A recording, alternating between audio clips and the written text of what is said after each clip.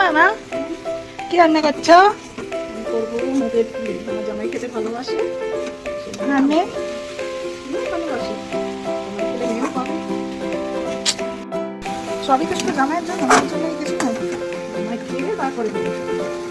কি কি দিয়েছো? এর মধ্যে নারকেল পুড়ে তার মধ্যে দুধ দিয়ে আর একটু এলাচ যেগুলো করে দিয়েছি। কখন করবা?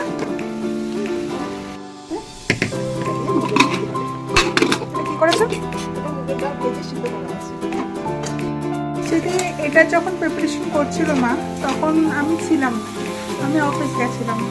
তো এসে দেখি মা, আমি কালকে যেহেতু চলে যাবো, তো সেই কারণে মা মুগ পুলি বানাচ্ছে। তো প্রথমে কি করেছিল সেটা আমি জানি না, কিন্তু সেকেন্ড থেকে কি কি হচ্ছে, মানে পুরটা কি কি হচ্ছে সেটা আমি তোমাদেরকে দেখালাম।